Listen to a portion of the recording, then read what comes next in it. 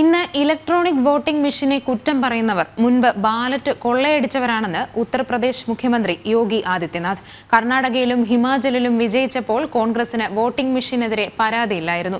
കോൺഗ്രസിന്റെ പ്രകടന പത്രിക രാജ്യവിരുദ്ധത നിറഞ്ഞതാണെന്നും യോഗി ആദിത്യനാഥ് പറഞ്ഞു.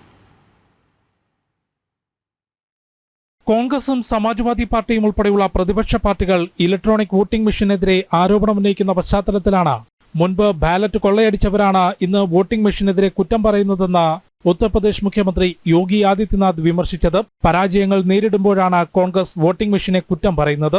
ഹിമാചലിലും കർണാടകയിലും ജയം നേടിയപ്പോൾ കോൺഗ്രസിന് വോട്ടിംഗ് മെഷീൻ നല്ലതായിരുന്നുവെന്നും യോഗി പറഞ്ഞു. ജനങ്ങളെ വിഭജിക്കുന്നതും രാജ്യവിരുദ്ധത നിറഞ്ഞതുമാണ് കോൺഗ്രസിന്റെ പ്രകടന പത്രികയെന്നും അദ്ദേഹം പറഞ്ഞു.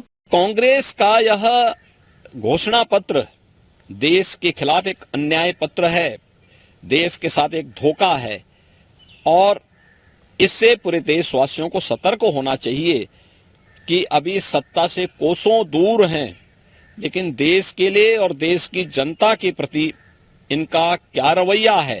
मुझे लगता है कि 5 चरणों के अगले चुनावों के लिए हमें कांग्रेस के इस घोषणा पत्र को ध्यान में रख करके अपना निर्णय जरूर करना चाहिए.